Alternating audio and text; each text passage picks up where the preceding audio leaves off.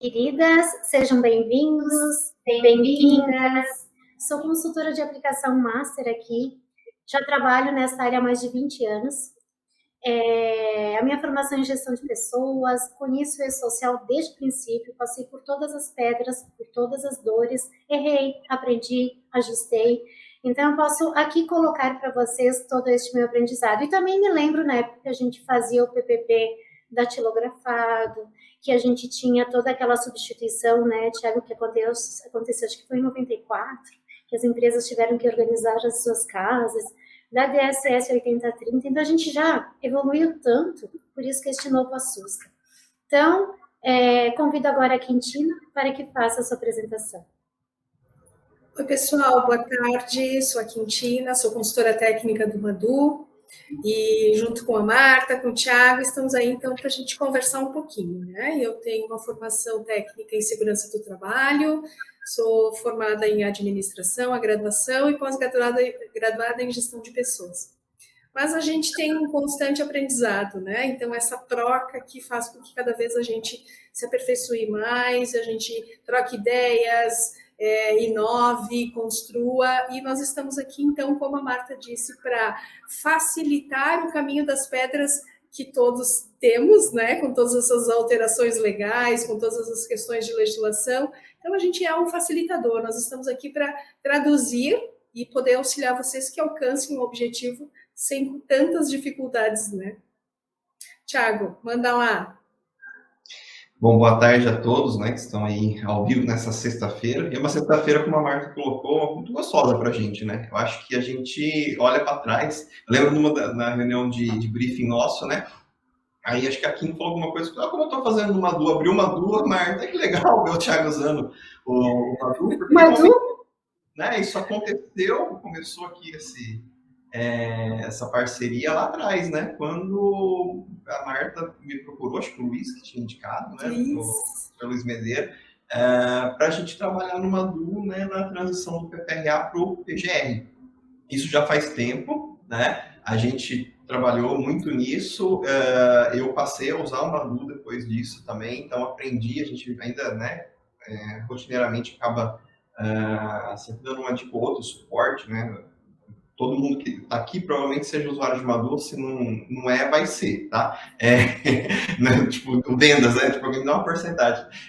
Mas eu acredito que é algo que vai fazer sentido, né? Eu, como usuário de Madu, né? E o pessoal que está aqui também, acho que a gente está muito mais próximo, né? E aí, quando fala do suporte, sabe da eficiência que é o suporte, sabe que a gente preza pelo tentar facilitar, né? Mas também tem lá as limitações, algumas técnicas, enfim, né? Olha para tudo isso e chega num momento gostoso, numa sexta-feira, para a gente bater papo, só que específico, não é isso, Kim? O tema que a gente escolheu é algo bem específico, né? Que nem a Marta falou, fez um apanhado geral, até falando sobre e-social, mas hoje a gente quer falar sobre o PGR, que é uma ferramenta, né? Talvez aí que eu mais venho utilizando, não, acho que eu venho mais utilizando ainda os eventos de SST dentro do Madu, mas o PGR também, né? Eu já passei daquela fase de fazer PPRA, hoje está tudo dentro do Madu, né? Mas mesmo tendo uma excelente ferramenta, alguns problemas de conceito a gente está vendo que está acontecendo,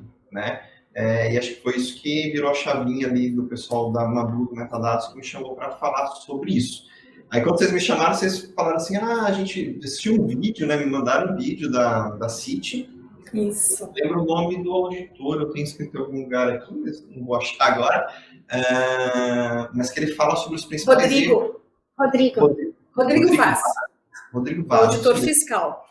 A gente pode até deixar o caminho aqui para o pessoal que queira... porque aí também vai ter um complemento, uma visão de alguém da secretaria, né, da inspeção, olhando para os PGRs que estão no mercado e fazendo comentários sobre eles. E o que foi legal que, não o Thiago como auditor, que não sou, né, mas eu tenho alguns clientes, por exemplo, que são construtoras e nós temos obras a quais eu sou o profissional habilitado responsável pelo PGR. E aí eu tinha que pedir o inventário de risco do terceiro para trazer para o meu PGR, né, para fazer aquilo que a NR18 pede, a NR1 pede. o que o auditor estava falando que ele encontrava de problema, né, nas fiscalizações é o que eu encontrava também quando eu pedia o inventário de risco para os terceiros. E principalmente quando eu, além de pedir, eu ia até campo para fazer se tinha sentido. Ou seja, se o inventário de risco que o gesseiro entregou, que a equipe de gesso entregou, realmente condiz com os perigos e riscos que ele está enquanto ele está aplicando gesso na obra. Se os perigos e riscos do inventário de risco do pessoal de hidráulica está de acordo com o que está no documento. E tanto o auditor quanto eu chegou numa conclusão aí que na maioria das vezes não, mas também não peguei nenhum que usa Madu, tá? O pessoal, a gente vai falar, né? Tem até uma apresentaçãozinha que a gente fez no caminho, então acho que a gente não vai conseguir abordar tudo, mas os principais que o Rodrigo falou e que eu vejo acontecer com frequência, né? Também não adianta chegar aqui e disparar um monte de conteúdo num tempo curto, né? Acho que foram 3 pontos ali que a gente elencou aqui, que a gente vai abordar e aí depois uma pergunta. E aí vejam vocês querem que eu já comece a apresentação? Se alguém quer fazer algum comentário? Vou fazer só um comentário. E não basta ter o melhor sistema se a gente não souber o conceito. Isso ele foi muito claro na explanação. Por isso que nós estamos aqui também. Porque sem o conhecimento a gente não consegue alimentar um sistema. E hoje, assim, as pessoas não sabem identificar um perigo. E isso foi uma das coisas que tu vai mostrar e tu vai falar, né? E que a gente tem que olhar o perigo externo e interno. E tem que olhar para a casa como um todo, para onde que as pessoas estão, né? Internamente, externamente, foi o que tu fez, né? E que sem gestão a gente não faz nada. Então, a gente tem que sair do papel. Então, é exatamente isso que tu vai colocar aí, da importância de sair do papel, de ter indicadores e de se colocar em prática a gestão, seja ela somente dentro da empresa ou com uma clínica. Então, quando a gente tem um terceiro, né, Tiago, da importância de ter uma gestão de contratos, né, e fazer também quem é o responsável por, porque se não existe evidência que a gente tem gestão, nada está acontecendo dentro da empresa. Então, agora sim, tu pode começar com tua apresentação, com todo o teu conhecimento, porque é isso que nós estamos aqui ansiosas e ansiosos por ver. Perfeito. Complementando o que a Marta falou, lembre que o PGR é filhinho do GRO. Né? Só o nome, que é Programa de Gerenciamento Ocupacional, mas o que está por trás é Gestão de Risco Ocupacional, que é o item 1.5 da NR1. E um ponto que a gente vai falar, que a Marta abordou ali, é a questão de conceito de perigo e risco. A gente vê muita confusão nisso, é um ponto que o Rodrigo colocou, e a Kim até, eu estou conversando, né, Kim, recorrentemente, você falou, existem dúvidas que chegam no suporte, que é isso, é conceitual. O que é confunde o perigo com risco? Se vocês forem assistir o vídeo do Rodrigo Vaz, vão ver que não é só observação do Thiago. Enquanto aos inventários de risco que eu estou pedindo nas obras, eles olhando em campo, né, daí não só em obra, em todo o geral da fiscalização, percebem uma confusão de conceitos aí. Bom, mas vamos lá. Se tudo estiver como a gente planejou, cadê o meu? Aqui. Vai ter a apresentação. Minha apresentação está na tela para vocês agora, me confirma, já está. Por favor. Tá bom. Então, antes da gente entrar ali nos principais problemas, né, ou pontos aí de atenção do PGR, eu queria lembrar de vocês o seguinte, porque a gente fala assim, é muita mudança, essas mudanças acontecendo tudo de uma vez. Tá, ok, são bastante mudanças, mas nós temos que lembrar também do tempo que a gente teve para se adequar a essas mudanças. Por que eu estou falando isso? O PGR em si, né, a primeira vez que a gente vai ouvir falar de PGR, né, em substituição ao PPRA, foi lá no mês 3 de 2020. Tá? A NR1 tinha sido revisada, ela tinha sido modernizada, fazia pouco tempo, todo mundo estava apostando numa nova NR9, trazendo um novo programa que não era o PPRA, mas que estivesse ali naquela norma, e do nada, né, a secretaria nos surpreende falando o seguinte, não, a NR1 é NR de diretrizes básicas, então o programa, por ser básico, por ele fazer gestão de todos os riscos ocupacionais, ele deve estar logo na primeira norma. E fez o quê? Criou o item 1.5 e seus subitens da NR1, que já era uma NR nova, né? Acrescentou-se um item, subitens, que é o GRO, da onde, dentro do GRO, vem o PGR. Por isso que eu falei que o PGR é o filhinho do GRO, né? O GRO é algo mais macro e o PGR é a maneira que ele se concretiza, né? Então, toda aquela obrigação de identificar perigos, analisar risco, conforme estão nos itens 1.5, suas diretrizes, se traduzem no inventário de risco e no plano de ação, que é o básico de um PGR, né? Então, esse conceito foi apresentado para a gente lá em março de 2020 e deu um prazo de 1 ano para isso entrar em vigor. Ou seja, lá em março de 2021 era para estar entrando em vigor o PGR. Mas, né, quem está aqui lembra o que aconteceu nesse tempo aí, né? 2020. Veio pandemia e aí a gente teve uma sequência de prorrogações de prazo, né? Uma primeira de 6 meses, lá em fevereiro de 2021, que jogava para 8 de 2021.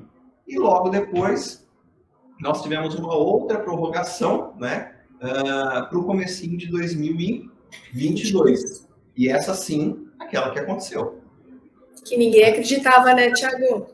Ninguém acreditava. Aí chegou dia 3 de 1 de 2022, pessoal, que nem um soco no meio do peito nosso entrou. NR1 com PGR, entrou a nova NR9, a nova NR7, a nova NR5, a 18, entrou uma 7, 8, uma sapatada só. E dia 10 de janeiro desse mês, entrou a social. Então tem muita gente que nem sabe que entrou, né? Porque que delícia, né? Ainda estão flutuando. Ainda tem gente que está meio perdido, tanto é que uma das coisas que aparece no vídeo da Secretaria de Inspeção do Trabalho e aparece recorrentemente para mim também na obra, quando eu vou pedir o PGR ou o inventário de risco do terceiro, ele fala, não, eu estou com o meu PPRA válido, eu só vou fazer o PGR quando ele vencer daqui 1 ano. Opa! Tá fora da casinha, né? Tá fora da casinha. A partir de 3 de janeiro de 2022, o PPRA é algo que já nem existe mais. Então, você fez em novembro de 2021, valeu ali de novembro até janeiro de 2022. Agora, não mais, preciso ter o PGR. Bom, enfim, tudo isso... Thiago, aproveitando, né? Por que as pessoas esperam tanto aqui, eu penso? Porque elas não têm que transmitir dados. E elas estão esperando a fiscalização chegar na casa delas. E este é o pior caminho, concorda? Concordo, Marta. Eu queria fazer um gancho com o que você falou. Muita gente está esperando a fiscalização, só que esperou 15.900 horas, 665 dias, 21 meses durante a primeira publicação do texto do PGR, que não mudou nada lá, aqui, só prorrogou, tá, pessoal? Mas no dia 3 de março de 2020, nós, lendo o texto que foi divulgado da nova NR1 do item 1.5 e seus subitens, nós já saberíamos exatamente o que ia ser cobrado hoje, né? Lembra do começo da nossa conversa? Sim, e Thiago, isso reforça que o risco que as empresas têm é enorme das ações de regresso, porque se vocês assistirem este vídeo, vocês vão ver também das ações de regresso buscando a empresa que não cuida do programa do PGR ou do gerenciamento de risco, ou dos acidentes, ou do ambiente de trabalho, ela vai pagar a conta. Então, não dá para confundir, né, uma coisa com outra coisa e achando que a conta não vai chegar na empresa também, além das autuações, infrações, né, que a empresa possa vir a ter. Eu acho que é até uma cultura do brasileiro, né, pagar para ver, né? A gente está aqui para aconselhar a não fazer, mas cada um tem seu livre-arbítrio, né? Tanto é que, se a gente olhar mesmo, aí a maioria das pessoas ficou meio que inerte durante essas mais de 15 mil horas, quase 16 mil horas. Né? Pouco foi feito, a gente estava trabalhando aqui para adequar o Madu. Eu, por exemplo, fui atrás de me qualificar também, para mim também é algo novo. Né? Eu sou da época do PPRA, mas, né, a ideia é melhorar sempre. Né?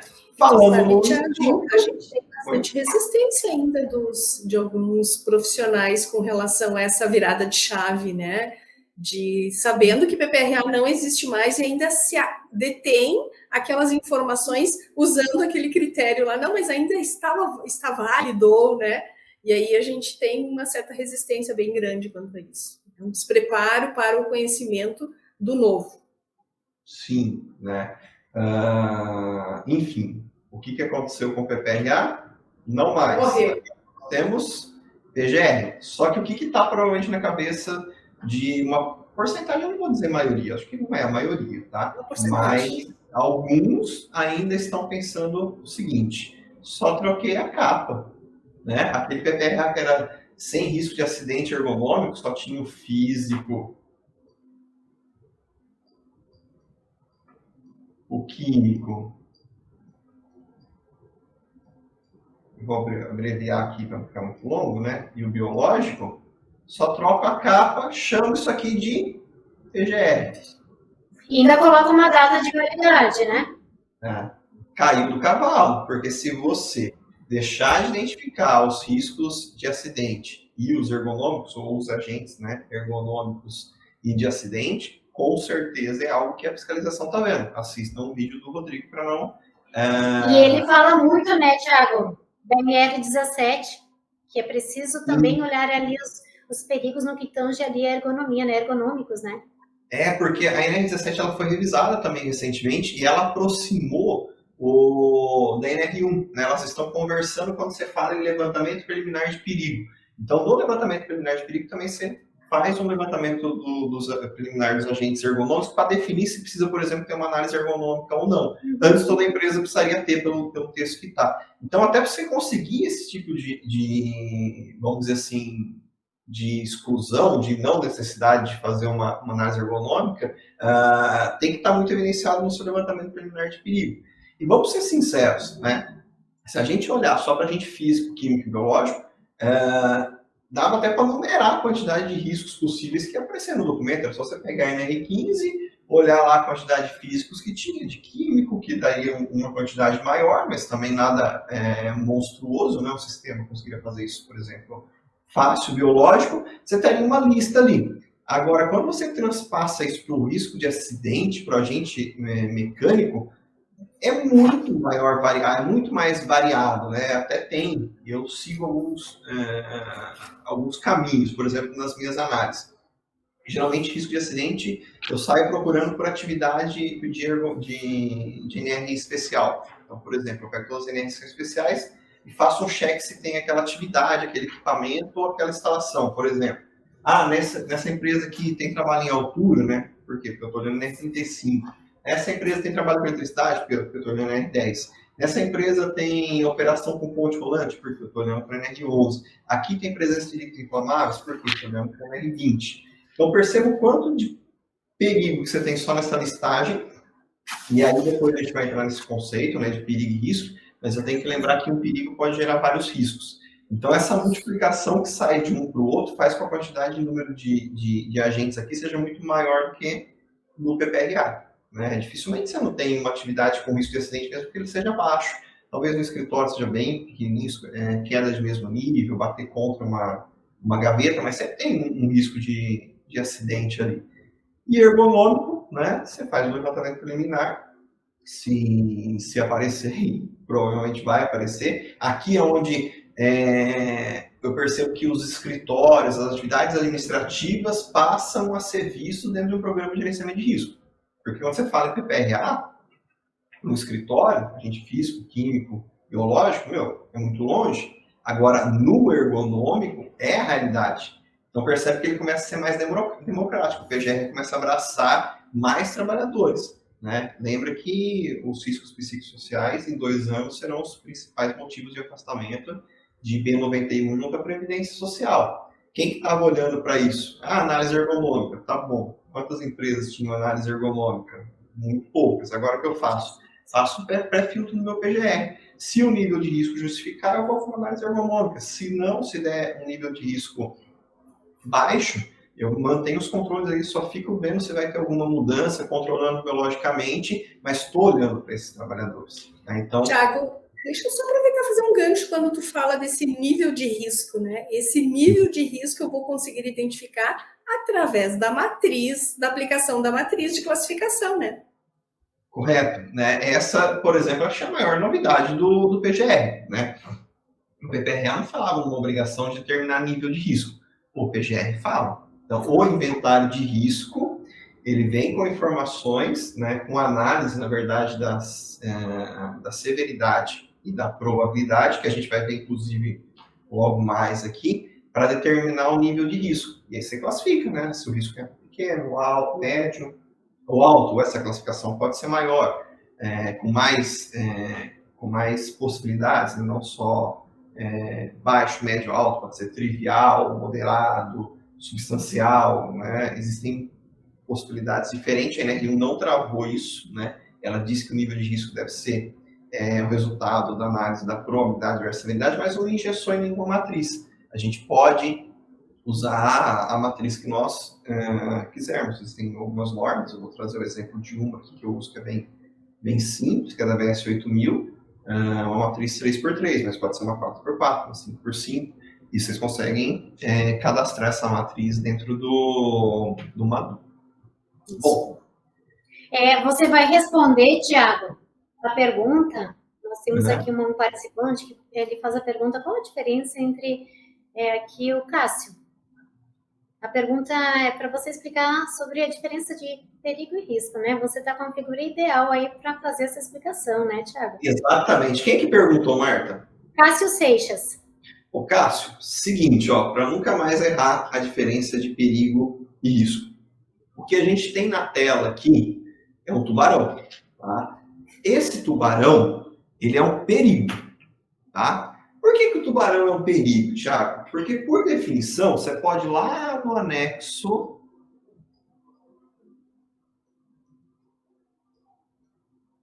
1 da nova NR1 e vai ter lá a definição de perigo. É o que está escrito aqui, tá? Então, o que é perigo? É a fonte com potencial que pode causar uma lesão ou um problema da saúde. Então, o tubarão, né, pode atacar uma pessoa, pode morder com essa boca aí o braço e amputar o braço de uma pessoa. Causou uma lesão. Então, o tubarão é uma fonte que pode causar essa lesão. Como a gente está falando aqui em saúde e segurança do trabalho, a definição fala que pode ser uma lesão ou um problema à saúde, porque a gente trata da saúde e segurança do trabalhador. Os perigos podem levar a um acidente, que causa lesão, ou a uma doença, que é um problema de saúde. Então, esse é o... Perfeito, Thiago. Vou aproveitar. O Cássio faz, então, a seguinte analogia. Eu gostaria que tu comparasse o tubarão com o risco de ruído e radiação não ionizante. Ele pergunta, qual seria o perigo para esses dois riscos? O perigo é a fonte que causou esse ruído ou a radiação. A máquina... Imagina que o ruído está sendo gerado por uma quantidade de máquinas no setor. Máquinas é o perigo. Qual é o risco? Ruído. A radiação. Vamos imaginar que a radiação está sendo gerada por um raio-x. Então, o raio-x é o perigo, a máquina de raio-x, e o risco é a exposição à radiação. No conceito anterior que a gente tinha em PPRA, você pode fazer uma associação, são sinônimos do perigo com a fonte de risco. Antigamente o pessoal falava assim, fonte de risco. Então, a fonte de risco, se o cara acertou a fonte de risco lá anterior, porque tem isso também, né? Às vezes a pessoa coloca, ela erra conceitos, né? Mas o antigo fonte de risco que aparecia bastante em PPRA, hoje a gente pode chamar de perigo. Ok? Vamos lá, eu vou continuar aqui e depois a gente volta com outros exemplos, que tem uma pegadinha aqui para chegar no risco, tá? Já que o risco e o perigo estão ali perto, né? E, então, Thiago, aproveitando, respondendo aqui todas as perguntas da vigência, PPRA não serve mais desde janeiro, né? Então, assim, todas as perguntas aqui que foram feitas aí já são aqui respondidas, né? Que este é o novo cenário que você está apresentando, né? Que é o PGR. Não falamos mais em PPRA, ele é passado. Ele morreu, tá lá no cemitério, né? Acabou. RIP PPRA. Perigo, fonte que pode causar lesão. Então, o tubarão pode causar uma lesão, pode ser chamado de perigo. Agora, o tubarão, ele é perigoso para quem, galera? Já pensaram nisso? Porque perigo tem uns montes aí, né? Então, o perigo, você sai procurando, você acha um monte. É igual esse cara aí que tá olhando pro mar, pensando em mergulhar. Ele tá louco para achar um perigo, não é isso? Só que nesse momento, esse mergulhador, ele tá na areia da praia e o tubarão tá dentro do mar. Então, quer dizer que nesse momento, o tubarão não é perigoso para ele. Por quê? Porque não há uma exposição. Concorda? Ele está no local onde o tubarão não sobrevive. Aí está sossegado. É nível de risco zero. Por quê? Porque não houve exposição. Agora, olha que interessante. quando há exposição, caracteriza o momento do risco.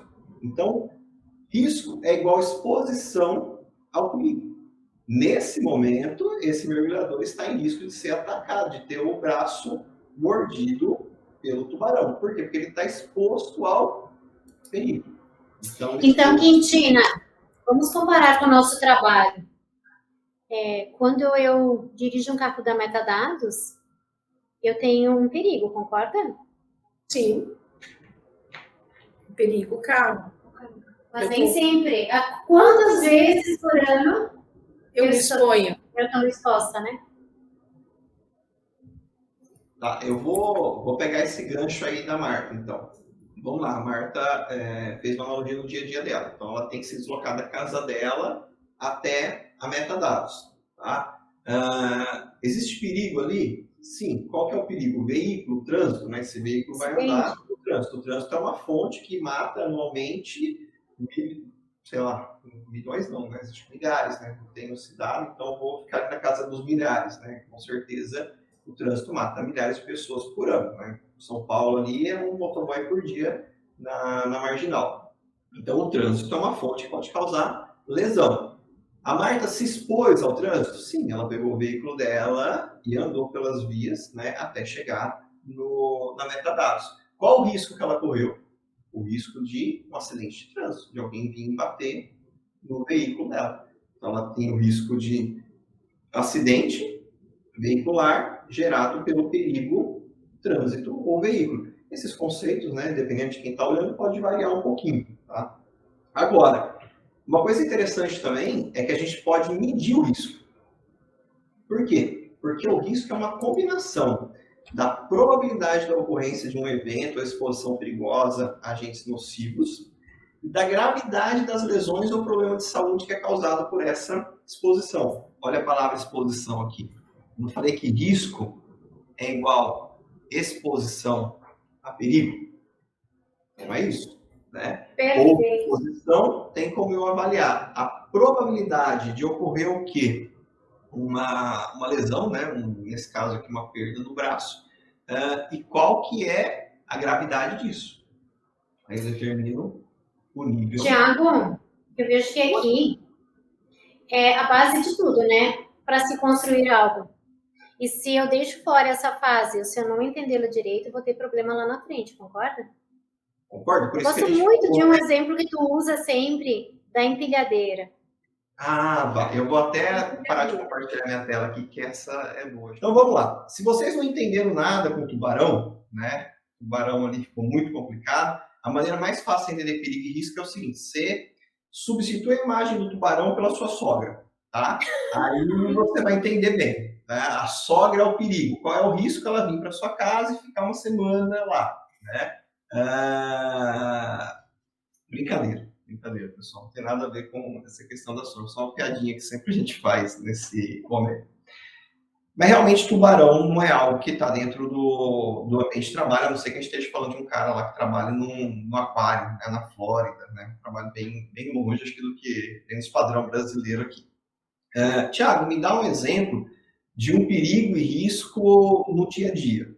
Então, vamos fazer o seguinte. Acho que boa parte aqui do pessoal já conhece ou já ouviu falar de uma empilhadeira. Todo mundo, pelo menos, vai fazer compra num atacadão e tem aquelas empilhadeiras no atacadão, né? Então, é algo que mesmo quem não trabalha na indústria acaba vendo ali, porque está muito no nosso dia a dia hoje, os atacadões, né? Marta, se eu falar que a empilhadeira é um perigo, você concorda comigo? Sim. Sim, porque ela imagina o que ela pode causar. Né? Ela pode atropelar alguém e causar uma fratura, até matar alguém. Né? Pode, alguém pode cair, alguém pode bater. Ela pode tombar, a carga pode cair. E olha quanta coisa que pode acontecer com a empilhadeira. Então, a empilhadeira é um exemplo de perigo. É uma fonte que pode causar uma lesão. E essa também pode causar um dano à saúde, que a gente vai falar daqui a pouquinho. Porque essa é a grande sacada dos conceitos, que muita gente não entende. Um perigo, às vezes, é responsável por mais de um risco. Então, perigo em empilhadeira, risco relacionado à empilhadeira, atropelar alguém, tombar a empilhadeira, o ruído que a empilhadeira produz para o operador, a vibração de corpo inteiro que a empilhadeira produz para o operador. Então, percebe que um perigo, olha só, listei pelo menos uns 4 riscos aqui. Olha que interessante esse exemplo. Né? Então, a empilhadeira... E assim, usei o conceito que eu falei para vocês lá de NRs especiais. Eu fui lá na NR11, opa, tem uma NR só para falar sobre esse perigo aqui, que não é empilhadeiro o nome da NR, né? Mas é movimentação e armazenamento de cargas, né? De materiais. Que a gente usa, né? Equipamentos como empilhadeira, ponte rolante, talho. Então, tudo que estiver dentro da NR11, você, opa, será que tem equipamentos de movimentação de carga? Tem armazenamento de carga aqui? Opa, se tem, é um perigo. Vou analisar os riscos. Durante a pandemia, vocês lembram do episódio, se não me engano, foi no Maranhão, de um atacadão que as prateleiras colapsaram enquanto os clientes estavam lá, né? Depois eu não sei qual que é o motivo do acidente, mas uma bateu na outra e fez o que a gente chama de efeito dominó. Qual que é o perigo ali? O perigo ali é armazenamento de carga, de material, que deveria estar lá previsto na NR11, mas a NR11 é muito ruim, né, galera? A NR11, acho que não foi revisada de 70 para cá, se teve pequenas revisões, carece de uma boa revisão, né? A gente já tem práticas de HS aí muito mais sustentáveis, como plano de ringue, quando a gente tem que movimentar alguma carga pesada na indústria. E a nossa NR11, capenguinha, né? Fala para você colocar lá carga máxima, mas é isso, né? Naquele atacadão, o perigo de armazenamento de materiais estava presente. O risco de desmoronamento existe? Sim. Vai acontecer? Aí entra na graça de você medir o nível daquele risco. Com o quê? Com a probabilidade e a severidade. Percebe que severidade ali já é ruim pra caramba, né? Matou gente, o negócio aquele caindo, a quantidade de gente que podia estar naquele atacadão, né? Então, gravidade alta. Probabilidade. A probabilidade a gente vai ter que estudar. A gente vai ter que ver se tem ART, se tem projeto daquelas prateleiras, se ela tem manutenção, se tem alguém preocupado se ela está oxidando ou não, se está tendo folga no parafuso que conecta, se tem alguém inspecionando com isso, se tem uma proteção para a empilhadeira não vir bater numa perna e deixar ela capenga, ela cair. Então, olha, tudo isso é coisa que a gente analisa na probabilidade. Tá? Dei exemplos fora ali do mundo animal, que ficou mais próximo aí de perigo e risco. Tiago, tá perfeito, né, Quintino? Acho que agora a gente conseguiu abrir, porque daí a tua explicação que vem por aí, ela faz mais sentido até para que as pessoas, os profissionais que aqui estão nos acompanhando, elas possam, estou no caminho certo, não estou. E realmente aqui é o grande segredo, né, Tiago? Até a gente no início não entendia, né, Quintino? Era confuso. Então vamos lá, que acho que esse aqui a gente pode perder tempo mesmo, porque é algo conceitual que eu entendi uma vez. Tem exemplos bem clássicos na área de segurança. O pessoal que está me ouvindo aí, tem muita gente com formação. O do leão. Eu vi muito professor explicar perigo e risco com o leão. Que que o leão era o perigo, o risco é atacar alguém. Aí colocava o leão numa jaula. Por quê? Porque daí você coloca um próximo elemento, que também tem que ser visto dentro do PGR, que são o quê? As medidas de controle. A jaula é uma medida de controle, para que o perigo não ofereça risco a você, né? Porque tem uma grade ali que impede do leão chegar até você. Então, essa é uma medida de controle. Okay? Mas vamos lá, porque ainda nós já temos acho que uns 40 minutos aí. Eu ainda quero falar para vocês agora do próximo passo. Né? Sabe o que é perigo, sabe o que é risco. Sacada do PGR para gestão, que a Marta falou. Identificar o nível do risco. Por quê? Porque você vai atacar aquilo que tem nível de risco maior, não é? Simples assim. Simples, né, Thiago? E ali vai vincular com o plano de ação, né? Exato. E como que a gente determina o nível de risco, pessoal? Bom, o nível de risco é o seguinte. É determinado pela combinação, deixa eu pegar minha caneta aqui. Então. Combinação da severidade com a probabilidade. Então, nível de risco é igual à relação da probabilidade, a grosso modo, dizemos que é a chance da ocorrência, pela Severidade. Severidade do quê? Das lesões e agravos à saúde. Aqui a gente está falando de exposição a perigo. O perigo pode causar lesão ou agravo à saúde. Então, se houve exposição, quão ruim vai ser essa lesão? Vai ser um simples corte no dedo ou vai ser uma amputação do dedo? Percebe que você consegue medir. Né? E como que a gente faz para determinar a probabilidade e a severidade? Que aqui é um outro erro que está aparecendo bastante. Muitas pessoas chegam até aqui e se embananam nesses outros dois conceitos.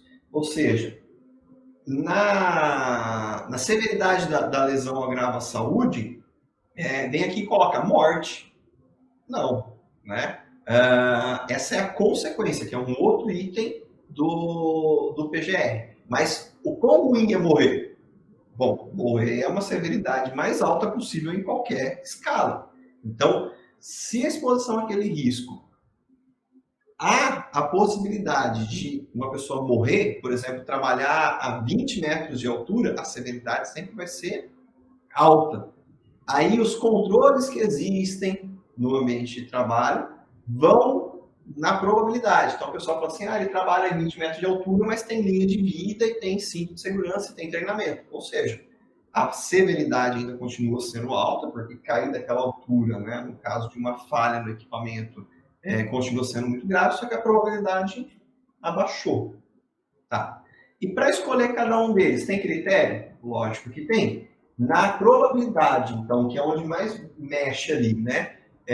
Cada caso é um caso, mas você tem que olhar para esses 4 itens. Você pode aplicar um deles apenas, ou mais do que um. Muito dificilmente você vai aplicar os 4. Tá? Então, a probabilidade tem a ver com o seguinte, quando você olha o campo, quando você está analisando o risco.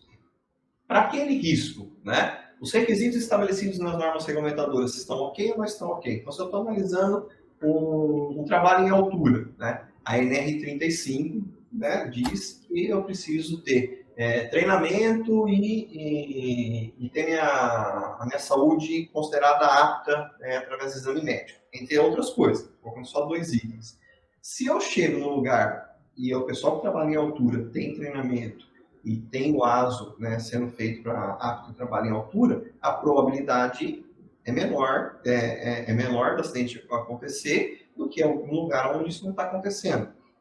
De acordo com as medidas de prevenção implementadas, né, que podem não ser regulamentadas das normas regulamentadoras, você pode ter uma medida de prevenção além da norma regulamentadora, como, por exemplo, além de todo o critério da NR35, eu trabalho com rede de proteção, né, que é algo que ainda não está em norma, né, NR35 como sistema de proteção, não pelo menos como SPQ, mas é algo que funciona, né? A gente pode ter boas práticas fora das normas regulamentadoras também. Eu vou olhar as exigências da atividade, e aqui está mais relacionado com a parte ergonômica. Tá? Então, dificilmente você vai usar um ou outro, ou pode usar? Posso. Às vezes, o cara, além de trabalhar em altura, tem que levar peso para trabalhar em altura. E a comparação do perfil de exposição com a NR9. Quando que eu vou usar isso? Quando eu tiver agentes quantitativos. Então, por exemplo, no trabalho em altura, eu não vou usar esse item, mas na exposição a ruído, eu vou. Então, percebe que a própria NR traz aí o que a gente tem que levar em consideração. E tem muita gente que fala assim, a gravidade da queda em altura eu coloquei baixa porque ele tem cinto de segurança. Não, a probabilidade vai ser baixa no nível de risco porque ele tem o cinto de segurança, não a gravidade.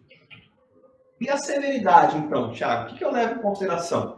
Você tem que levar em consideração a magnitude da consequência do acidente, na pior consequência possível. Eu falo assim, estou trabalhando em altura 20 metros, mas estou com o cinto, todo mundo tem cinto de segurança e treinamento. Ok, se o cara simplesmente não conectar o cinto dele ao sistema de linha de vida e cair de 20 metros de altura. Ele cai com o cinto, tinha o sistema, mas se ele cair, ele morre, concorda? Então, é a pior situação possível. Trabalhar em 20 metros sempre é uma severidade alta. Né? Por quê? Porque a pessoa pode vir a morrer. Outra coisa que eu levo em consideração aqui que aumenta o nível. Eu tenho um trabalhador nessa condição, eu tenho 10. Quanto mais pessoas expostas, mais chance de pessoas lesionadas.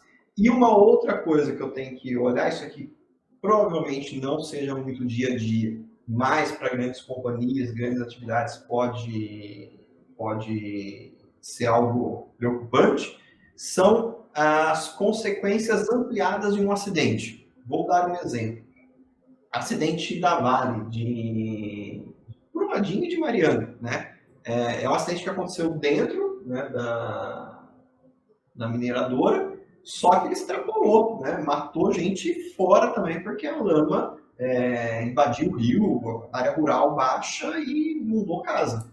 Então, é uma consequência que não pega só o trabalhador, pega a população também. Então, esses são critérios que a gente leva em consideração quando vai escolher severidade.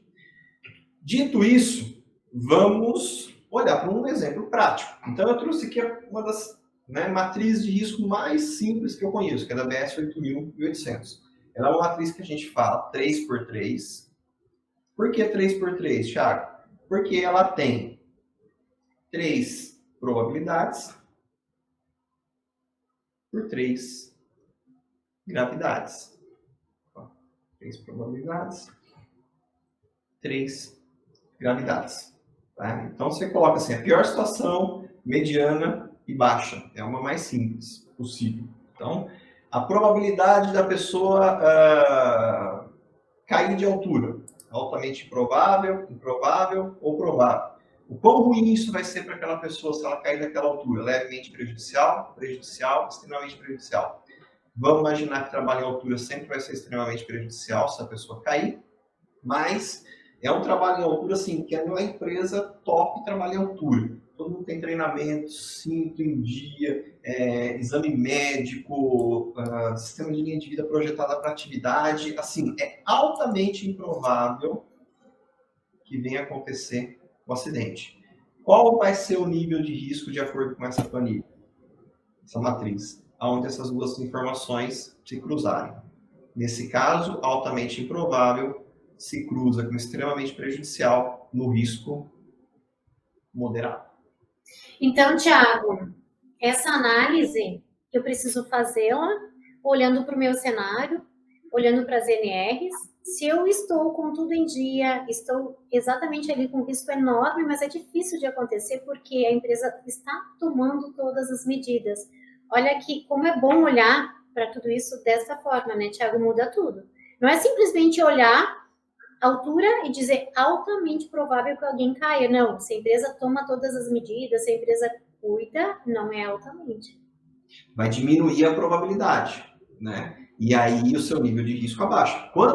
Inclusive, quando você detecta, né, que o risco é muito alto, é uma condição, inclusive, de RGI, pela NR3, risco grave iminente, ou seja, a atividade tem que ser parada, você tem que colocar controles naquela atividade para que a probabilidade baixe e o nível caia. Porque, não vou dizer que é impossível, mas na gravidade geralmente é difícil de trabalhar. Você sempre trabalha, quando você está fazendo gestão de risco, na probabilidade, porque é o que você tem mais próximo ali de ferramenta para colocar. Tá? Agora, eu queria propor aqui 10 para as 3, acho que podemos usar uns 10 minutos aqui, depois ficar sem pergunta, né, Kim? Mas eu queria propor aqui para vocês me ajudar a fazer uma análise de nível de risco para trabalho em altura. Já que eu falei bastante de trabalho em altura, vocês topam me ajudar a fazer uma análise de risco para determinar o nível de risco da atividade? Eu trouxe 2 cenários da mesma atividade. Vamos lá, a Quintina é técnica, eu estou aqui de apoio. E a gente jogou na responsabilidade da Quintina, Marta. E assim, Thiago, os exemplos que você usou de perigo assim, tem tudo a ver com o que eu vi naquele link que a gente compartilhou. E é incrível como esse conceito ainda não é claro, ele frisou muito, muito, muito, que o maior problema dentro das empresas é não saber identificar perigo. Então, vamos olhar para essa análise agora com muito carinho, né? Para ver onde que nós vamos chegar, até com o nosso conhecimento, baseado no teu conhecimento aqui da Quintina. Vamos aprender juntos. Isso, vão me ajudar a determinar o nível de risco. A gente vai usar essa mesma planilha aqui, tá bom? Tá. Então vamos lá. Coloquei uma imagem na tela aí e eu queria que vocês me dissessem se existe perigo aí nesse local de trabalho. Na verdade, isso aí é um guindaste? Uma calha? O quê? É algo que está erguendo. Seguinte, deixa eu explicar então o conceito aí para, né, de que é essa atividade. Essa é uma atividade na construção civil de construção de prédios pré-moldados. Ah, entendi. Eles estão erguendo um pré-moldado. São colunas e vigas que são construídas na construtora, né, na fábrica, que a gente fala de pré-moldado, são transportadas de caminhão e são montadas no ambiente. Então aqui, ó, a imagem não ficou clara, mas tem pelo menos 20 metros de altura de onde esse cara está, e o outro, consequentemente, também, até o chão. Né? Essa carga está sendo içada por um guindaste, tá vendo? E aí o guindaste vem trazendo ela próxima e a função deles é encaixar ó, esse buraco nesse vergalhão. E aqui também tem um que esse tem que encaixar nesse vergalhão. E aí essa viga fica encaixada aqui, que nem Lego, é brincar de Lego. Né? Essa é a atividade. Eles estão a 20 metros de altura, com alguém operando uma máquina que está içando uma viga aí, sei lá, fácil de umas 15 toneladas, e eles têm que encaixar ela aqui, ó. Tá? Existe algum perigo nessa atividade, na opinião de vocês? Lembrando que perigo é uma fonte que pode causar lesão ou dano à saúde. Sim. Sim. Eu posso falar que o perigo aí, no caso, é trabalho em altura? Eu acho que sim. Acho que sim. Sim. Né? Porque o perigo ele pode ser uma atividade, um equipamento ou um local. Então, nesse caso aqui, o perigo é trabalho em altura. Porque para montar esse prédio, alguém precisa subir em altura. Nesse momento, está tendo exposição ao trabalho em altura? Sim. Sim. Alguém colocou esses dois cabos aí em cima da viga. Então, eles estão expostos, estão realizando o trabalho em altura. Qual é o risco que eles têm? Risco de queda. De queda. 2 metros. Ok? Então, identifiquei o perigo de trabalho em altura. Tem mais, tá, pessoal? Estou só pegando esse exemplo porque é a linha de raciocínio que eu queria trabalhar com vocês. Né? Então, o perigo é trabalho em altura, o risco é cair acima de 2 metros de altura. Perfeito? Vamos determinar qual é o nível desse risco? Eu vou perguntar, então, vou jogar para a Kim, né? Já que a Marta jogou no peito da Kim. Kim, primeiro pensando... Até, Thiago, o Antônio aqui está nos acompanhando, ele disse que a gente está fazendo confusão com os conceitos quando a gente fala em perigo aqui, tá? Então, é importante toda essa nossa contribuição aqui, porque ele falou que o nosso conceito aqui, ele está confuso. Então... como é importante olhar exatamente para essa imagem, para essa demonstração que tu está fazendo, porque ele também vai conseguir, através disso, construir como ele faria essa análise, né? Exato. Então, vamos terminar isso aqui e depois a gente vai e até abre para ele fazer a pergunta novamente, beleza? Então, vamos lá. Perigo, trabalho em altura. Houve exposição a trabalho em altura? Sim. Sim. Houve exposição a trabalho em altura a risco de queda. Ele pode até pensar alguma coisa ao encaixar essa peça, ele pode até se machucar. Eu acho que tem mais outros. Mas a gente analisa todos os riscos. Lembra que um perigo pode levar a mais de um risco. Nesse momento, eu quero que vocês analisem comigo o nível de risco da queda em altura, ok? Caiu de uma altura de mais de 20 metros. Em gravidade, na opinião de vocês, ou da Kim, é levemente prejudicial ou extremamente prejudicial, Kim? Eu acho que é extremamente. Extremamente. Pode vir ao óbito, vocês concordam? Com certeza. Na maioria dos casos. Né? Então, extremamente prejudicial. Agora, qual é a probabilidade dessa pessoa cair? Lembra que para a probabilidade você tem que analisar se está cumprindo os itens das normas regulamentadoras? Uhum. Será que esses caras tá de acordo com a NR35 aí? Dá para ver muito bem aqui. Tem eles estão presos em alguma linha. Eu não vi se ele está preso. Tem aparentemente está segurando. Não, né? Até colocou o colete. Eu percebi que ele está solto. Mas esse colete é só para achar o cara mais fácil, porque o cara cai no chão e faz por ele, né? Então, Mas ele não tem nenhum equipamento que dê a segurança para ele não cair, ou a impressão minha? Nenhum, não está de cinto de segurança e, consequentemente, não está conectado em nenhum ponto de ancoragem. né? Está se equilibrando aqui numa peça pequena. O que vocês acham? Enquanto probabilidade dele cair, é altamente improvável, improvável ou provável? Aqui é altamente provável, porque se ele não tem nenhum equipamento, a chance que o acidente, ó, é fácil, sabe? É muito fácil de se desequilibrar e cair, eu penso. Não sei, na minha percepção. Eu acho que sim também. Seria provável, né? Porque o Provável. Provável. Ok. Então, provável, com extremamente prejudicial, dá o risco o quê nessa matriz? Aquele em vermelhinho ali. Risco intolerável, tá vendo? É. Aonde se cruza extremamente prejudicial com provável, risco intolerável. E seria interdição esse processo aí, né, Tiago? É uma condição de risco grave iminente. Por quê? Porque não atende minimamente o requisito da requisito de segurança, né? Que o trabalhador tem que, quando estiver acima de 2 metros de altura, estar com um sistema de proteção contra a queda ancorado em um ponto de ancoragem. E não existe nenhum ponto de ancoragem ali. Agora, olha só, a mesma atividade sendo feita de maneira diferente. Tá. Percebam que agora dá para ver um pouquinho melhor a altura, né? E dá para ver também o guindaste, que na foto anterior não via. Mas aqui também tem mais de 20 metros. Ok? Então, perceba que é a mesma atividade. Trabalho em altura. Trabalho em altura é o perigo, né? Está havendo exposição? Está, porque se caracteriza trabalho em altura acima de 2 metros, o cara já passou de 2 metros aqui, ele está em exposição ao perigo de trabalho em altura. Há risco de queda? Sim. Ainda existe risco. Só que será que é igual ao anterior?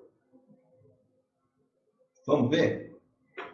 Enquanto a gravidade, se ele cair daqui, na mesma altura do outro, né? Imagina a pior situação, o equipamento falhou, pode falhar, o sistema hidráulico aqui da plataforma de trabalho aéreo, ele cai daqui, 20 metros, igual do outro.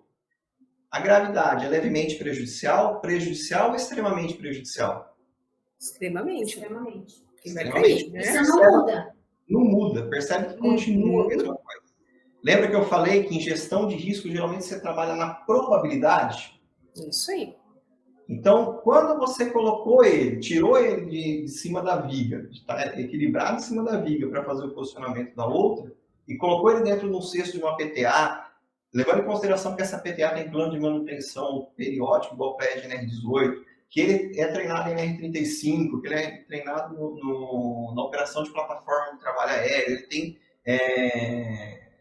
o ASO apto para trabalho em altura, cumpre os requisitos da NR35, vocês concordam que a gente pode diminuir a probabilidade dele cair? Sim. E aí a probabilidade, vocês colocariam agora... Antes vocês tinham colocado provável, agora a gente coloca improvável ou altamente improvável? Penso que é altamente improvável. Se seguir todas as normas. Isso. Opa, desculpa aqui. O meu PowerPoint. Acho que é altamente improvável. Altamente improvável, né? Então vamos lá. Extremamente prejudicial.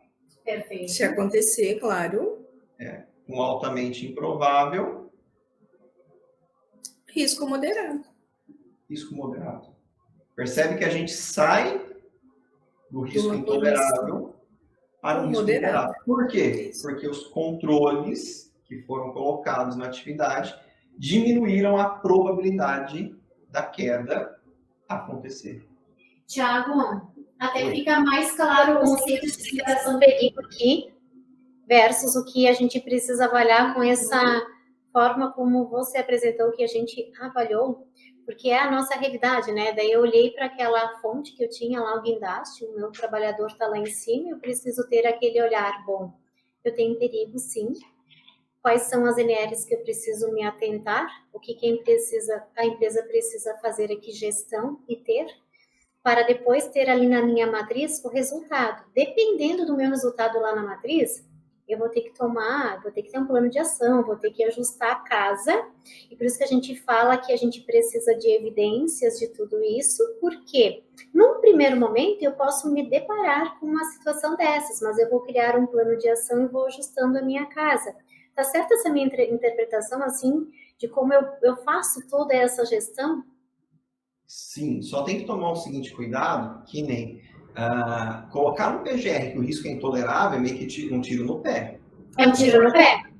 Porque se o risco é tão alto a ponto que alguém pode morrer e que tem alta probabilidade disso acontecer, não deveria estar acontecendo, porque vai caracterizar RGI. E daí o que se faz? Porque essa pode ser a minha realidade. Então, aí vamos pegar o cenário dessas duas montagens do mesmo prédio. O que a primeira faz? O cara está numa situação que é intolerável, né? Tá pendurado, trabalhando sem nada. Foi lá e alugou uma PTA. Abaixou o nível de risco e ok, está trabalhando daquela maneira. Ah, Thiago, não tenho dinheiro para alugar uma PTA. Então o cara fica lá.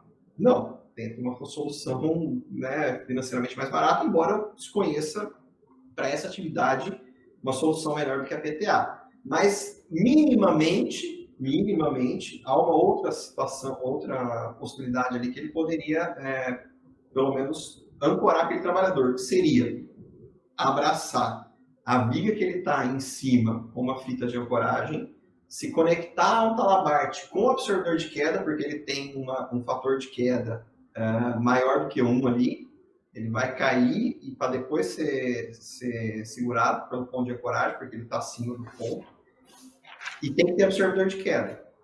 Por quê? Porque daí o cara, se ele cair, ele ainda fica pendurado. Mas a gente tem que avaliar o seguinte, toda situação que é obrigatório o absorvedor de queda, quer dizer que há a possibilidade de uma carga de mais de 600 kg em um corpo do trabalhador. Então, mesmo que ele cair e ficar pendurado, ele ainda pode ter lesão por conta da queda. Ele não bate no chão, mas ele pode se machucar feio só de ficar preso no cinto de segurança. Por isso que eu falei que é uma opção que não é legal, né? Porque já trabalhei bastante com isso, né? E as opções, a gente já tentou várias. A melhor sempre é trabalhar com PTA, né? Agora, dá para criar pontos de ancoragem, porque uma reclamação é assim, eu estou montando uma coisa, não tem nada próximo para mim me ancorar, a não ser a própria peça que já está fixada. Aí eu poderia, por essa peça, ter resistência maior que 1.500 kg e me amarrar nela. Mas a maioria das situações dá esse tipo de fator de queda maior que 1. Tem uma pergunta aqui, Thiago. Como se diminui a graduação do risco? É do Francisco. Uhum. Então, Francisco, na maioria das vezes você tem que mexer na probabilidade. Na maioria das vezes, o que a gente tem para fazer gestão de risco é mexer na probabilidade de acontecer. Então, quando ele fala graduação do risco, eu estou entendendo que o Francisco perguntou do nível de risco, né? Porque o que a NR1 pede é que a gente determine o nível de risco. O que é o nível de risco? A combinação da probabilidade versus a gravidade. Hein, Thiago? O que seria um cenário, vamos pensar exemplificando um cenário de emergência, olhando lá o item 1.5.6, que a gente tem algumas NRs que a gente deve observar, 23, 33, 20, 35, 22. Então, aí a 33 eu vi que o auditor tocou que isso é uma dos principais irregularidades quando a gente não tem um alinhamento. Perfeito. Então vamos lá. A Marta puxou o item do GRO, Gerenciamento de Risco Ocupacional. Isso. Tem que ter um plano de atendimento à emergência. E esse plano de atendimento de emergência tem que conversar com os perigos que existem ali dentro da empresa. Por isso que eu falo, pessoal, você quer ter uma listinha que o Ministério do Trabalho te deu pronto de perigo, não precisa nem, assim, precisa entender o conceito, né? Mas já está pronto. Olha para as NRs especiais. É uma lista de perigo. E então, ele colocou aqui como o pior, uma das irregularidades que mais aparecem essa. O que, por exemplo, você falou, um cenário para esse plano de atendimento de emergência. Você deu o exemplo da NR33, né? A NR33, o que é? Espaço confinado. Então, você tem um espaço confinado na sua empresa, ele consta no seu PGR atividades em espaço confinado? Sim. O que pode dar errado no espaço confinado? A pessoa pode desmaiar dentro de um espaço confinado, por exemplo, por falta de oxigênio. O que você vai fazer se a pessoa desmaiar no buraco por falta de oxigênio, Marco? Não dá, né? Tem muita gente que fala assim, entro e puxo ele, você morre junto. E cai outro. E cai mais um. Teve Quantas uma pessoas vão perigo. salvar quem está se afogando e se afoga junto? Só que o que acontece? Também você não pode esperar o cara cair lá para você resolver como que você vai tirar ele de lá. Então, no plano de atendimento de emergência, para quem tem atividade com espaço confinado, tem que ter a possibilidade, tem que prever a possibilidade de um cenário de emergência onde você tem uma pessoa desmaiada dentro de um tanque de gasolina, por exemplo, vamos imaginar uma refinaria, ou num bueiro, né? Tudo isso são espaços confinados. Como que eu vou tirar ele de lá? O vigia vai acionar a equipe de resgate e vai acionar o resgate do tripé, porque ele só entrou lá com uma PET e a PET verificou, né, que ele precisava entrar com cinto de segurança, com um cabo de aço atrelado a uma catraca que vai tirar ele de lá de dentro se ele estiver desmaiado, sem que alguém tenha que entrar lá dentro. O outro cenário de emergência no espaço confinado pode ser um espaço confinado que tem a presença de gás inflamável, o cara tem que fazer uma solda lá dentro. Ele tem que inertizar. E sabe, Thiago, quando eu olho para tudo isso, eu não consigo separar do SST. Você fala, eu já vejo lá na frente onde eles vão cobrar tudo isso. Sabe por quê, Thiago? Se eu não gerencio tudo isso aqui, eu vou ter uma informação lá no SST que pode me dar uma ação de regresso. Quem não sabe cumprir com o GeoRatio, não entende para que ele funcione, para que ele serve, paga a conta lá na frente. E quando a gente trabalha aqui de forma preventiva, a gente tem que ter gestão. E até quando eu tenho um terceiro fazendo, eu tenho que saber como é que ele está fazendo gestão. Então, ter um plano de ação sem data, sem a pessoa-chave que vai executar, isso é um problema que também ele relata, né? Fazer um plano de ação só para ter ele documentado, ele não serve absolutamente nada. Então, a gente precisa de evidências, a gente precisa fazê-lo acontecer. Então, eu vejo que a gente está entrando num cenário que a gente fala de PGR trabalhista, que a gente fala de SST previdenciário, mas lá no final eles se encontram. Porque quando eu faço a gestão aqui, eu tenho menos lá. Concorda, Thiago? Eu consigo organizar até meu SST quando eu tenho a minha casa organizada aqui. Não é à toa, como a gente colocou lá no início, que o PGR e o GRO veio para a NR1. Né? Todo mundo estava esperando que ficasse lá na NR9, onde era o PPRA. Por que colocaram ele na NR1? Porque a NR1 é meio que a diretriz para todas as outras NRs. Tanto é que é lá no anexo 1 que está esses conceitos de perigo e risco. Né? O PGR é para ser uma ferramenta assim, maravilhosa. Se puder utilizar, fantástica, e é uma ferramenta de gestão ágil. E eu sabe o que eu achei interessante, vendo o auditor falando, de como é importante ter indicadores, de saber como está funcionando tudo isso dentro da minha empresa. E a partir daí, através dos indicadores, aí você consegue melhorar até o plano de ação, você consegue reduzir custos, você consegue reduzir até aquela matriz, ela pode se modificar, né, Thiago? Porque você vai melhorando a forma como você vai vendo e assim, algo que poderia ser potencial, que eu poderia ter um monte de acidentes, cai lá embaixo pela forma que a gestão acontece dentro da empresa. Sim, e essa é a intenção, né? Se eu medir meu nível de risco, ele deu alto, ele é prioridade no plano de ação eu colocar algum controle para diminuir esse nível de risco, né? A ideia, aqui uma vez falou sobre um conceito interessante, né? Que era uma espécie de uma média do nível de risco de cada setor, não é? Acho que um cliente uma vez pediu se a gente conseguia colocar esse indicador, que era o seguinte, a gente não separa por unidades de trabalho dentro do Madu. Isso. Né? Então, aí dentro de cada unidade de trabalho, a gente tem os perigos e os riscos com níveis de risco. Então, a cocção está com um nível de risco, na média, muito maior do que o açougue. Vou olhar para onde? Para a cocção. E eu começo a criar indicadores, né? Dentro dos departamentos, qual é que tem um nível de risco maior. É um exemplo disso. Para sair daquele padrãozão de indicador ser acidente. Né? Isso aí. o padrãozão é colocar acidente como indicador de saúde e segurança, né? Por que não ir um pouquinho mais a fundo e colocar como indicador ter todas as suas unidades de trabalho com um nível de risco de moderado para baixo? Até um participante coloca da confusão que se tem entre trabalhista e previdenciário, mas são focos diferentes. Quando a gente fala em PGR, eu estou cuidando da saúde do trabalhador, eu estou olhando lá, é bem aquela coisa preventiva, né? Eu estou tomando ações, e algumas coisas não tem nada a ver com o previdenciário, mas outras, por exemplo, aquele caso do guindaste, se aquele funcionário cai e morre, ele vai a óbito, eu vou ter uma CAT, aí eu vou lá para o previdenciário.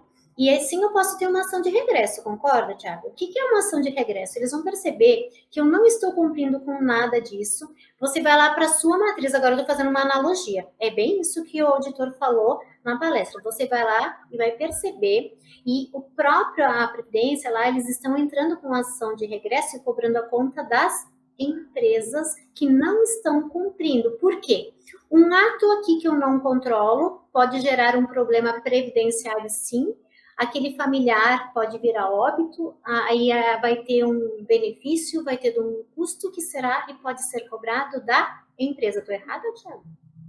Não, eu queria compartilhar uma coisa que aconteceu, que eu vivenciei, que tem a ver com a ação regressiva da Previdência Social. Eu lembro... É porque está acontecendo isso, Thiago, não é? É algo que acho que vai ficar cada vez mais latente, a gente vai ter malhas, porque as empresas estão sendo vistas. Cada vez mais que as informações se tornam digitais, mais vistos nós estamos e mais sujeitos a essa situação também. Agora pode até colocar aí, porque acho que vai ser bem interessante essa tua colocação. Sim, eu trabalho muito com NR13, né, vasopressão e caldeira, tenho bastante cliente e atividade que eu presto serviço nessa área. E eu lembro, isso já faz um bom tempo, com certeza faz mais... Olha, eu não era nem casado, eu casei em 2014. Gente, tem coisa aí de mais de 10 anos isso, que aconteceu o acidente, tá? O desdobramento que eu vou falar para vocês foi mais recente, mas, sei lá, 10 anos atrás, 11 anos atrás, o Thiago estava dando um curso em Campinas de operador de caldeira, tinha começado na segunda e terminar na sexta-feira, um cliente e tal, e o meu telefone não parava de tocar, na época era o meu patrão, e eu achei estranho, porque ele sabia que eu estava dando curso, né? Ele ficava me ligando desesperado, até que eu pedi a licença e atendi o telefone. Aí ele atendeu e falou: Thiago, é o seguinte, você precisa ir para o Paraná. Eu falei: tá, quando? Hoje? Eu falei: quê? Ele falou: tem treinamento. Não, você não está entendendo. Morreu um funcionário, vou falar o nome do nosso cliente, né? Ele falou o nome do cliente, lá em Ponta Grossa. Foi um acidente, assim, de uma empresa que era transportadora, levava cimento, e o caminhão deles é o que chama de cebolão, transporte de cimento. Estacionou um caminhão cebolão numa cimenteira, essas que vocês veem o pessoal carregar caminhão bitoneira, que sai para obra, sabe? Que tem aqueles funil, caminhão entra embaixo, uma cimenteira, que era uma outra empresa, né? Aconteceu um problema no equipamento dessa cimenteira, um filtro explodiu, e de 25 metros de altura caiu esse filtro que pesava 120 kg em cima do motorista do meu cliente. Ele veio a óbito na hora, dentro da cimenteira. E aí, o que acontece? Isso aconteceu umas 5h30, 6 horas, estava escuro, liberaram o corpo, e no outro dia a polícia científica ia fazer a perícia. Sempre que há um óbito, a polícia científica tem que ir fazer um laudo, né, do porquê que aconteceu. E o cliente, sabendo que era dentro do terceiro, o problema era no equipamento, ele era o pessoal que tinha uma gestão de SST legal, ficou preocupado e falou: a gente quer algum assistente técnico, a gente quer um engenheiro, né, que assessore a gente para participar da perícia. Ele fez questão que a gente fosse, e o patrão mandou eu ir. Em final da história, saí do curso, peguei o avião, cheguei em Curitiba, me pegaram de carro, levou eu para Ponta Grossa, acompanhei a perícia. Beleza, o cliente ficou contente, mostramos o nosso laudo que o problema era no equipamento do cliente, tive a oportunidade de subir junto com o perito, mostrar que a válvula de segurança daquele equipamento estava travada com cimento e que da carreta estava funcionando. Isso ficou registrado no laudo. Passado muito tempo, sei lá, uns 4, 5 anos, eu estou em casa, toco o interfone e o porteiro: Thiago, eu tenho um oficial de justiça aqui. Eu falei: tá, e daí? Ele vai querer falar com você? Ixi, aconteceu, né? Aí desci para falar com o oficial de justiça. Era uma intimação para eu depor na justiça, acho que era Federal, não sei né, que instância que é. Será que não é do Ministério Público? Acho que é no Ministério Público Federal. Eu acho que sim. Eu lembro até onde foi em Piracicaba. A audiência, eu moro em Piracicaba, e, tava correndo lá no Paraná, né? Aí ela foi online. Eu fui no... Eu não sei o que é lá em Piracicaba, nunca tinha ido naquele prédio. Fui lá, tem endereço, para quê? Para me dar um depoimento. O que era? Uma ação regressiva, que a Marta falou, da Previdência, contra o meu cliente e o terceiro, que era o dono da concreteira. Porque a Previdência queria saber se tinha negligência, imprudência ou imperícia de alguma parte que causou aquele acidente. Por quê? Porque ele estava pagando B91. Ele morreu, né? A aposentadoria... agora não lembro se é B94, tem um benefício, né? Sim. B95. B95. Então, 91, desculpa. E, Thiago, o que seria o teu documento probatório neste momento? Ter todo eu lembro que esse gerenciamento. Eu lembro que ela me fez basicamente uma pergunta, aquela juíza, e foi fácil de responder. Por quê? No laudo, a gente tinha chegado na causa raiz do acidente, que isso é um outro ponto da NR1, né? A NR1 agora já pede, né, obriga, as empresas tinham esse costume, mas todo acidente ou doença tem que ser investigado. Está lá dentro do GRO, tem que ter um procedimento de investigação de acidente ou doença. Né? Já era um padrão para muitas empresas, mas não estava na NR1. Não estava em nenhuma norma, agora está. Então a gente fez essa investigação, provou que a válvula estava emperrada com cimento do equipamento da cimenteira e que ela foi a causa porque explodiu, a válvula de segurança não abriu, explodiu o filtro e caiu em cima do cara. Né? Aí, qual que era a tese de defesa da concreteira? Que aquela válvula tinha emperrado naquele dia, porque ela tinha o procedimento de manutenção prévia, não sei o que e tal, que tinha acontecido. Porque tinha evidências, né, Thiago? Tinha um gerenciamento. Mas era muito falho, tá? Era meio que advogado escrevendo que isso existia, porque na prática eu não vi nada disso não. Inclusive, era bem o contrário, né? Aí eles foram por essa... Thiago, eu só vou te interromper um minuto, vou pedir para a Camila compartilhar com o pessoal aqui no chat os documentos que podem embasar o PPP eletrônico, que vocês vão perceber que o PGR está ali e ele, quando vocês pensam em preciso de LTCAT ou não, esse documento vai esclarecer a dúvida, porque tem muitas dúvidas aqui, Thiago. Pode concluir. Deixa eu só terminar esse, a gente fala sobre PPP eletrônico. O que a juíza perguntou para mim nessa ação regressiva? Ela falou assim, você como profissional habilitado, pode me afirmar se aquela válvula emperrou na noite antes do acidente ou não? Obrigada, Camila. Com certeza ela não emperrou na noite do acidente. Ela falou, por que você pode responder com tanta certeza? Eu falei assim, porque não lembro de ter chovido no dia antes. Ela falou assim, como assim? Eu falei, a válvula estava emperrada com concreto. Ou seja, o cimento que saiu de dentro daquele tanque em algum momento, acumulou, choveu e empedrou. O cimento só vira pedra se tiver contato com água. Então, não foi no dia anterior. Porque se não choveu, não tinha como molhar. Aquela válvula, com certeza, pelo menos desde a última chuva, estava emperrada. Se eles tivessem um procedimento de manutenção eficiente e soubessem dessa possibilidade, uma ação do plano de manutenção seria revisar a válvula de segurança sempre que chove. Essa foi a experiência que eu tive com ação regressiva da Previdência. Agora vamos à pergunta do PPP eletrônico, é isso? Na verdade, as pessoas estão questionando. A gente compartilhou o link de um documento que nós construímos com o Orion, o pai do SST, né? Que ajuda na redação do Manual do E-Social e que fiscaliza as empresas também no que diz respeito ao PPP eletrônico. E a gente fez um documento que é um fluxograma, não sei se a Camila quer compartilhar aqui, Thiago, até para que as pessoas possam ver e você, com todo conhecimento, sabe, né? Porque se eu tenho um PGR, que eu tenho lá uma declaração de ausência, eu não preciso ter LTCAT. Agora, se eu tenho risco, eu preciso de LTCAT, né, Thiago? Então, esse nosso fluxo ajuda a também desmistificar, mas que a gente não consegue separar totalmente trabalhista de previdenciário, porque um é ferramenta para o outro. Então, a própria NR1 nos dá essa possibilidade, e quando a gente pensa que tem grau de risco 1 e 2, tem ausência de risco, químico, biológico, eu faço a declaração por meio eletrônico, né, Tiago, e digo que eu não tenho. Agora, se eu tenho, eu preciso da LTCAT. Então, a gente construiu um fluxograma para que as empresas pudessem entender, né, Quintina? Então, foi um trabalho feito entre Metadados, Madu e o Orion, que ficou uma tabela maravilhosa que está sendo compartilhada aqui com vocês, porque daí, por que as pessoas, elas acabam misturando muito o que o LTCAT e o PPP e o PGR com ausência de risco, né, Tiago? Isso que tu estava colocando da ação de regresso, quando eu estava te ouvindo, tu imagina aquela empresa daquele primeiro guindaste. Aquele funcionário veio a óbito. Que tipo de defesa o jurídico faria para aquela situação? Se a empresa ela fez um Ctrl+C, um Ctrl+V do PPR, que ela mudou só a capa, porque ela só mudou a capa. Essa empresa não olhou para as NRs especiais, concorda? Ah, cartão vermelho. Autuação e vai pagar a conta, ou eu estou errada?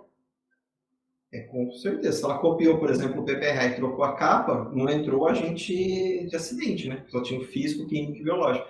Olha só como realmente era algo distoante. Tiago, bem importante isso, tá? Tem uma pergunta aqui, né? Que o PGR não prevê os riscos de acidente? Prevê, sim, prevê todos os agentes, né? Físicos, químicos, biológicos, ergonômicos e de acidentes também. No PGR tem que ter, e é algo que a gente falou aqui lá no começo. A gente falou, tem isso aí. documento que está só com risco físico, químico e biológico, está errado. Né? Está errado, isso aí. A não ser que não exista o risco. Sim, né? Mas aí é ausência, né? Não vai ter, claro, aí tu não vai valorizar algo. Mas se tiver, tem que constar.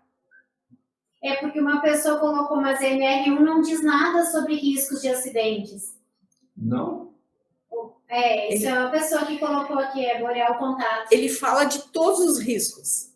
Ele não fala, ele não cita o nome dos grupos, mas ele fala que deve constar todos os riscos existentes. Entendemos todos como todos os riscos existentes. Sabe onde que está o termo, que é a grande sacadinha?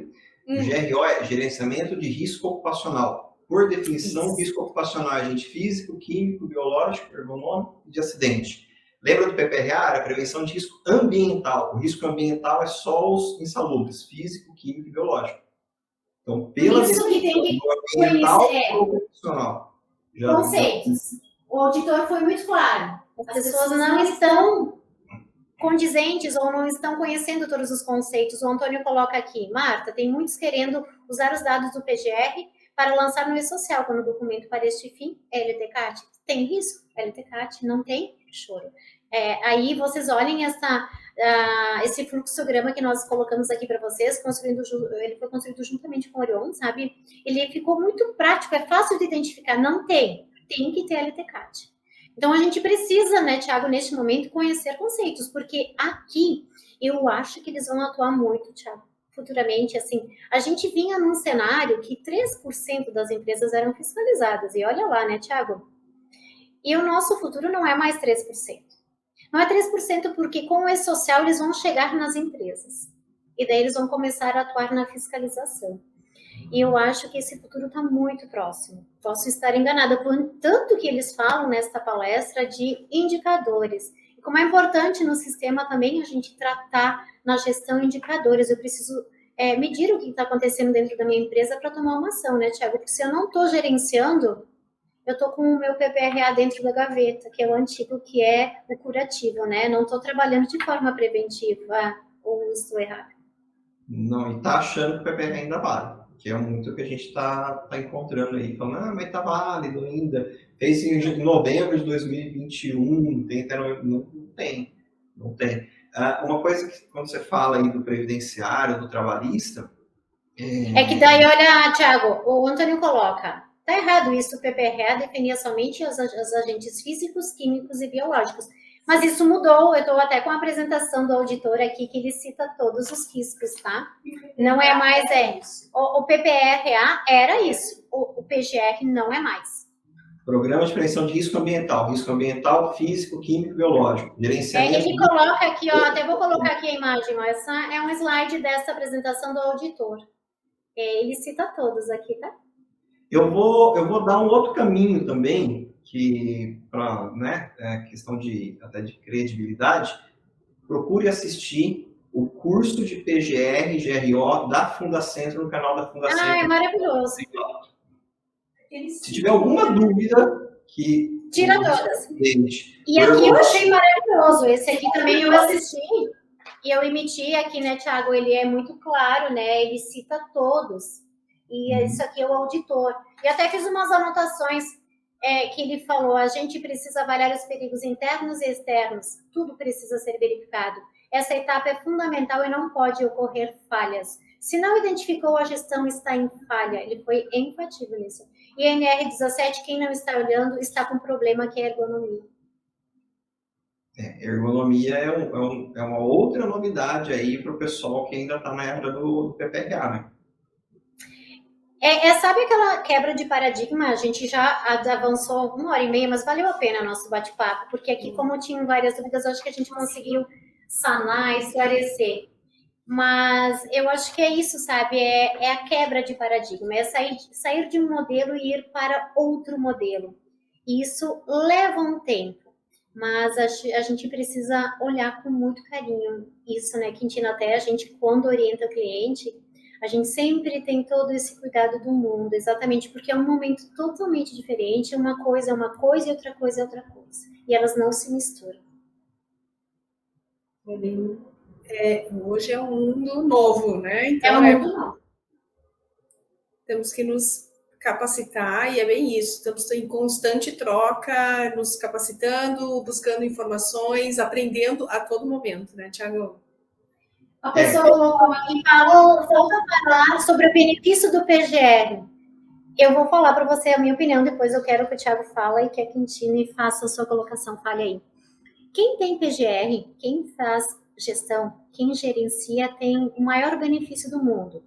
Primeiro, está reduzindo custos, está evitando acidentes e está fazendo uma economia lá na frente, porque quando a gente passa a olhar para tudo isso, a gente constrói um mundo novo dentro da nossa empresa, né, Thiago? E não tem como dizer, o benefício estou cuidando da saúde do meu trabalhador. É para isso que existe. E não adianta comparar isso com outros países, porque lá eles também, eu assisti toda essa palestra aqui, eles acabam não medindo o acidente sem afastamento, o acidente de trajeto. A nossa forma de trabalhar aqui ela é diferente. E quando a gente cuida da saúde do nosso trabalhador e a gente faz gestão, esse é o maior benefício do mundo, na minha opinião. Eu vou então, já que você colocou esse ponto, eu vou querer mostrar um outro ponto do PGR, que é um benefício fantástico, desde que seja bem aplicado, que é concentrar operacionalizações. O que é isso? Está falando agora que nem engenheiro. Quando você vai... Eu sou formado em engenharia mecânica e engenharia de produção. Em engenharia de produção, a gente trabalha muito com planejar, aplicar e melhorar, né? Os tais dos ciclos PDCA, né?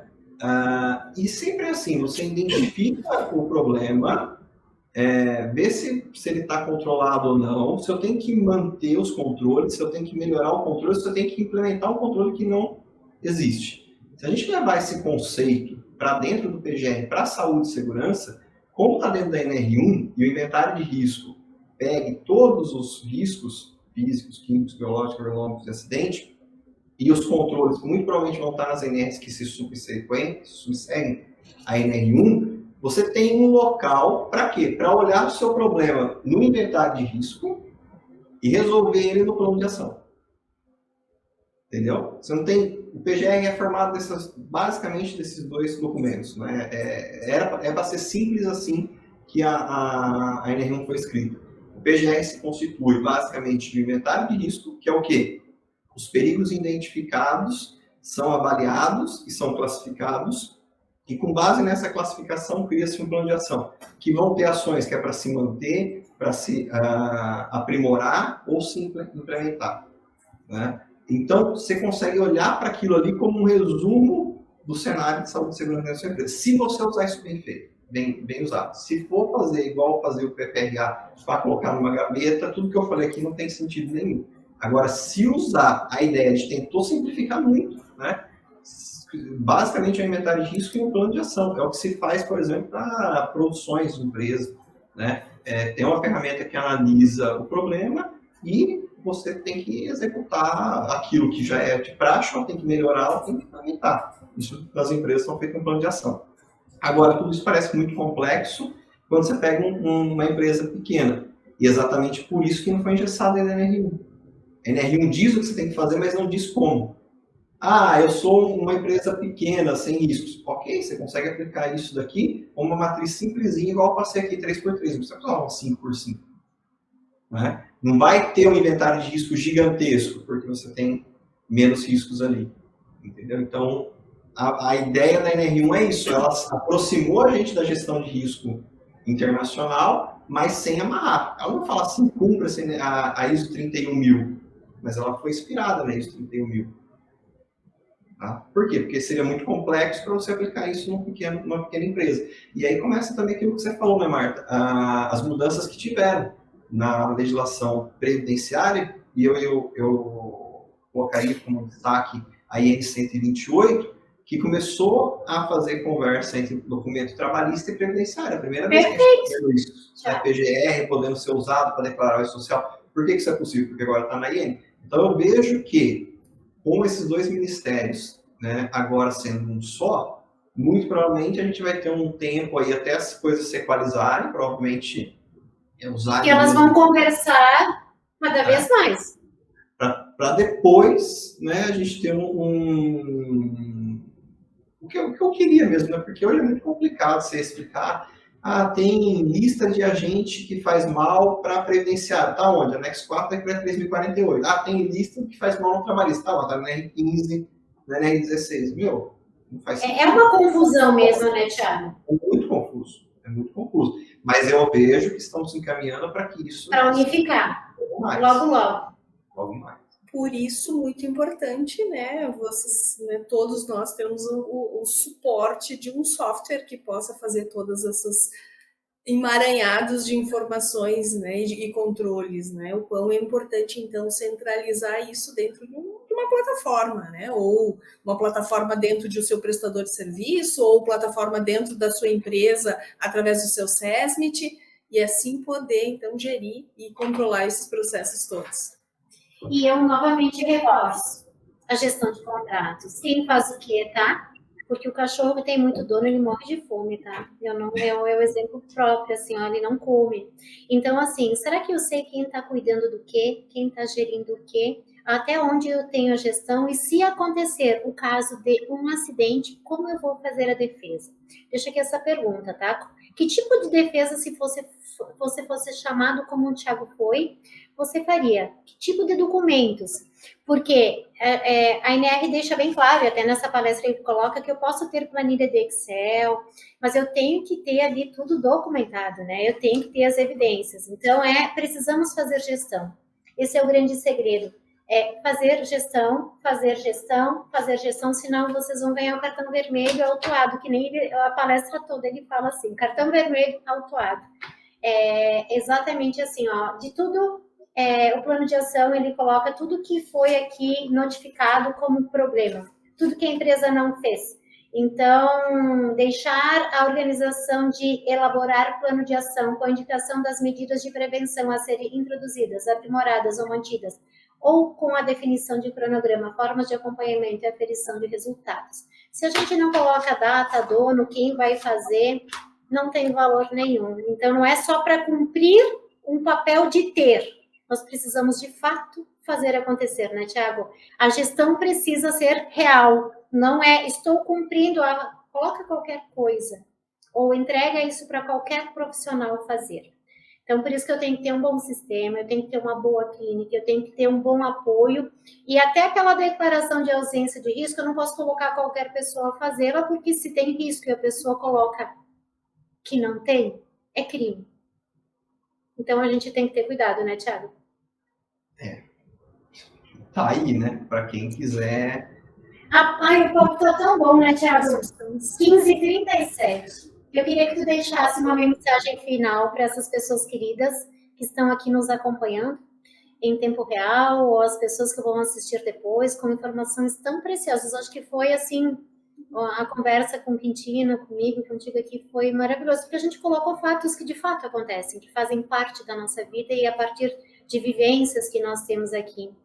Então, deixe aqui uma mensagem para esse pessoal que está nos acompanhando. Eu queria usar a frase que eu coloquei no post e que eu acho que tem a ver com o nosso tema. Queria encerrar simplesmente dizendo: errar, corrigir, aprender. É isso. Errar, corrigir e aprender. E assim, Thiago, quando tem algo novo, eu vou complementar a tua frase, a gente não sabe tudo. A gente aprende junto, concorda? É exatamente essas trocas que nos fazem crescer. E a fiscalização é muito clara, que no meio do percurso a gente percebe e a gente ajusta sem ser notificado, isso é visto como boa fé, né? O problema é não fazer nada, que daí vem a má fé. Então eu digo que tem também poder quem coloca as coisas que... pensar fora da caixa. Em mentes quadradas, ideias novas não circulam. E o PGR é algo novo, tá? Eu não posso ficar com o modelo do PPRA, porque senão eu nunca vou sair da caixa, concorda? Concordo. Com certeza. E agora a Quintina vai deixar um recadinho. Só queria agradecer a participação de todos e dizer que realmente é isso, né? Eu acho que essa construção que a gente tem aí de ideias, de profissionais, de experimentos, que nos faz avançar. E o Antônio fecha aqui dizendo que no SST não somos permitidos errar. Realmente, não somos permitidos errar lá na ponta. Mas hoje nós estamos aprendendo a construir, a formalizar, a trazer essas informações através de sistemas e programas que nos permitem a experimentar essas novas ferramentas, né? Uma pessoa colocou, o Wilson, o patrão não vai pagar para fazer economista. Aí é o que o patrão quer assumir como risco, porque a conta será dele. E eu entendo tudo isso, é obrigatório. E esta é a nossa legislação, nós precisamos cumpri-la. Então, a gente não tem que dizer, eu quero e não quero, eu não tenho poder de escolha, né, Thiago? Eu tenho que fazer. Então, levem isso como premissa básica, porque quando vocês forem fiscalizados, não tem eu quero ou eu não quero, eu preciso fazer. Então, a mensagem que eu deixo aqui para vocês o Thiago conhece muito e ele faz isso na prática, ele tem a experiência e ele já montou muito PGR, né, Thiago? Então, e tu já viu muito PGR vindo de outros lugares, então essa análise crítica que tu faz aqui, ela é fantástica, porque você identificar ele aqui no nosso sistema e na nossa cabeça também. Eu queria só colocar um ponto que eu acho que o Antônio colocou ali, talvez uma interpretação que talvez fique errada. Quando a gente fala em errar, é você identificar o erro, tá? Não é você mandar fazer errado para depois corrigir. A maioria das vezes que eu chego, as coisas estão acontecendo errado. Mas aí você ajusta. Aquele erro é o que te faz consertar e aprender. Tá? Não é fazer errado, que é diferente. Identificar o que está errado. E outra coisa também, você vai chegar lá, vai colocar seu PGR, você pode ter certeza, dependendo da complexidade da atividade, vai ter erro. Vai ter... E assim, Thiago, tu merece aqui 10 mil likes. As pessoas devem colocar aqui uns 10 mil likes pela excelência da tua apresentação, da Quintina aqui. Então, deixem aqui um elogio, o que vocês aprenderam, porque isso também é muito bom. Então, vamos encerrar assim um clima maravilhoso. Acho que foi uma troca fantástica. Eu só tenho a agradecer a participação de todos. Tá? Um beijo no coração de cada um de vocês. Tchau, pessoal. Obrigada. Até mais. Tchau, tchau.